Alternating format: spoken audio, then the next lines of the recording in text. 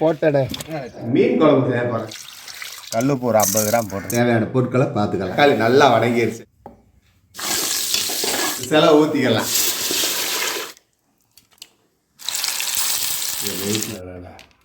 மீன் குழம்பு வாசம் அதோட டாப்பாக இருக்கு.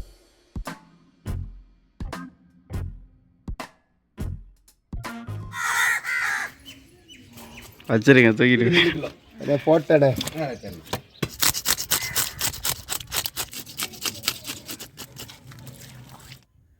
ஹலோ மாஸ்டர், இன்னைக்கு நம்ம மீன் குழம்பு செய்ய போகிறோங்க. அதோ நம்ம தெருவில் மீன் வந்துச்சு. ஒரு 2 கிலோ மீன் வாங்க, அவரே க்ளீன் பண்ணி கொடுத்துட்டாரு. வாங்க மீன் குழம்பு எப்படி செய்யலான்னு பார்ப்போம்.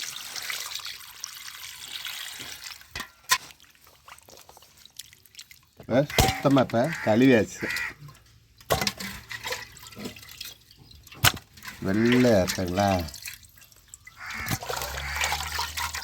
சுத்தமாகிடுச்சுங்க மீன். இப்போ உப்பு போட்டு அப்படியே பேர்த்திக்கலாம். கல் உப்பு போட்டு, கல் உப்பு ஒரு 50 கிராம் போட்டிருக்கோமுங்க. அதெல்லாம் உப்பு போட்டாச்சுங்க. இப்போ தண்ணி ஊற்றி கழுவி அப்படியே கண்ணு சலையில் போட்டுடலாம். அப்படியே சுத்தமாக நல்லா தண்ணி வடிஞ்சிருங்க. அவ்வளோதாங்க, மீன் ரெடி. இப்போ குழம்பு வச்சிடலாங்க.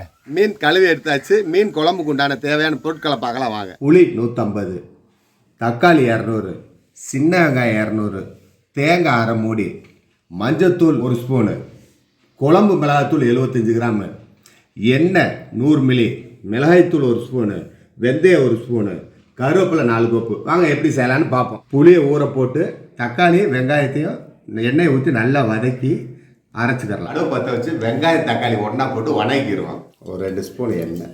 வெங்காய தக்காளி கழுவியாச்சு, அப்படியே போட்டுக்கிடுவோம். தண்ணி மட்டுக்காக கரக்கரக்கன்னு அடிக்கும்.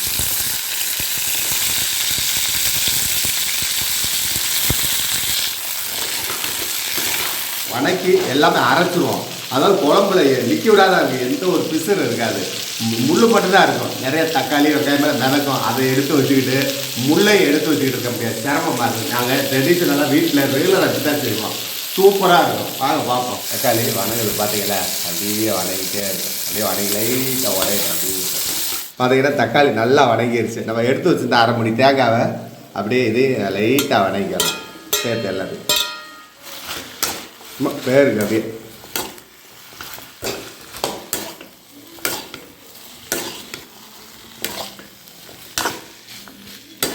5 நிமிஷம் ஆறட்டும். ஜாரில் போட்டு அரைங்க. ஆறாம அரைச்சோம்னா கொதிக்கும். அதனால் கொஞ்சம் ஆறட்டும்.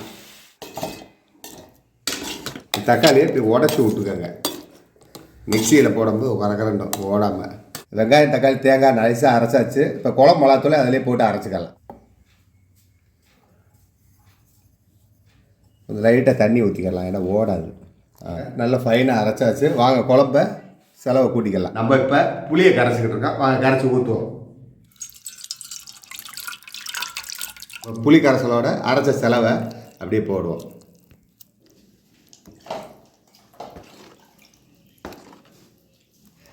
எடுத்து வச்சிருந்த மஞ்சத்தூளை ஆட் பண்ணிக்கிறேன்.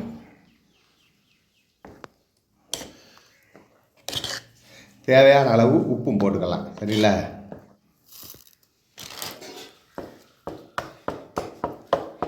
செலவு அரைச்ச ஜாரை அலசி ஊற்றிக்கலாம் தண்ணி. அடுப்பு பற்ற வச்சாச்சு. பாத்திரத்தை வச்சுக்கலாம். நம்ம எண்ணெய் ஆட் பண்ணிக்கலாம். நம்ம ஒரு கிட்ட சொல்லலை, சீரகம் போட்டுக்கலாம். முதல் நல்ல மணமாக இருக்குங்க. வெந்தயம், நம்ம கருவேப்பிலை ஆட் பண்ணிக்கலாம். ஒரு பங்கில் 1/4 பங்கு எடுத்து தாளிப்புக்கு வச்சிட்டோம். 3/4 பங்கு அரைச்சிட்டோம். இப்போ தாளிப்பு போட்டுக்கலாம். சின்னாங்க மிளகாத்தூள் 1/2 ஸ்பூன். இந்த மேலே மிதக்கும் பார்த்தீங்களா, அந்த மாதிரி நல்ல சிம்பிளாக இருக்குங்க. வீட்டில் எல்லாருமே நாங்கள் மீன் குழம்பு வச்சு அந்த மாதிரி அப்போ இதுதான் இருக்கிறது. அப்படியே மீன் மட்டும்தான் இருக்கும். எடுத்துக்கிட்டே சாப்பிட்டுக்கிட்டே இருக்கலாங்க. இப்போ நல்லா வெங்காயம் வதக்கி நல்லா ஊற்றிக்கலாம். நம்ம கரைச்சி வச்சது. நம்ம இந்த செலவு பாத்திரத்தை அலசி தண்ணி ஊற்றிக்கலாம். இப்போ மூடியை போடுவோம். கொதி வந்துட்டு மீனை ஆட் பண்ணிக்கலாம்.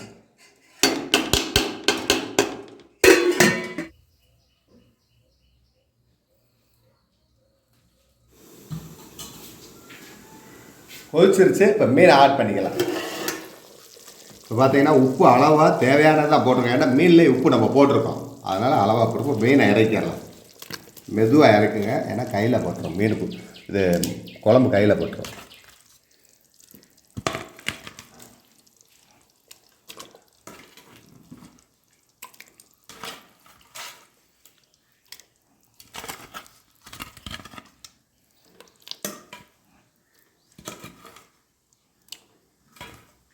லைட்டாக அமுக்கி விட்டுக்கலாம்.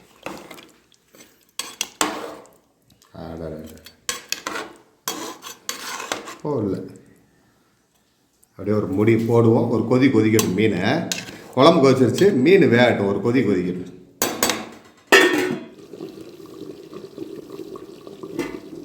மீன் போட்டு 5 நிமிஷம் ஆயிடுச்சு, வெந்துருச்சு மீன். வாங்க பார்ப்போம். கொதிக்குது. அதையில அதாவது ஒரு சின்ன ஒரு இது என்ன தெரியுங்களா, மீனை வந்து சிலேசாக போடக்கூடாது. அதாவது குழம்புக்கு பொரிக்கிறதுக்கு தான் சிலேசாக போடணும். சரிங்களா? வாங்க சாப்பிட்டு பார்ப்போம். இங்கே பாருங்க, மீன் அப்படியே பெஞ்சு உடஞ்சிருச்சு. கொதிக்குது. அப்படியே வெள்ளை சாப்பாடுக்கு வச்சு சாப்பிட்டு பார்ப்போம். சரிங்களா? அடுப்பு ஆஃப் பண்ணிக்கலாங்களா? நல்லெண்ணெய் வாசனை, நல்லெண்ணெய் வாசனை கம்மங்கமாக வந்து கேட்கும்.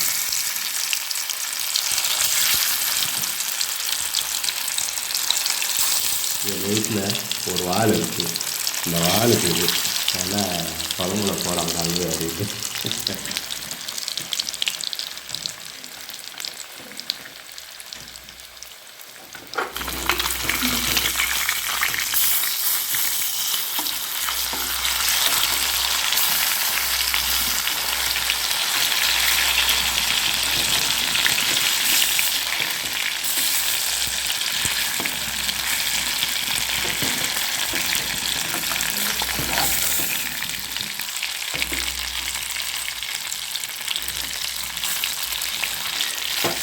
ஒட்டாமல் இருக்குது.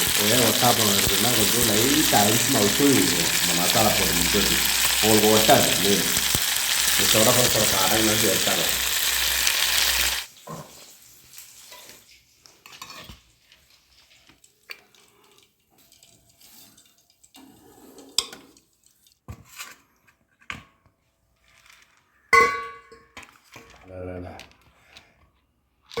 அருமையாக இருக்குங்க.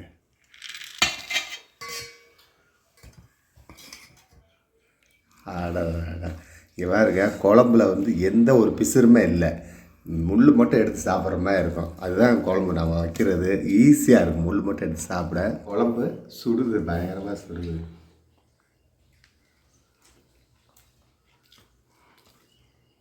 அதான் அந்த புளிப்பு, அந்த தேங்காய் வதக்குனது, அந்த தேங்காய், அந்த தக்காளி வெங்காயம் வாசம் பண்ண மாதிரி மீன் குழம்பு வாசம் அதோட டாப்பாக இருக்குது.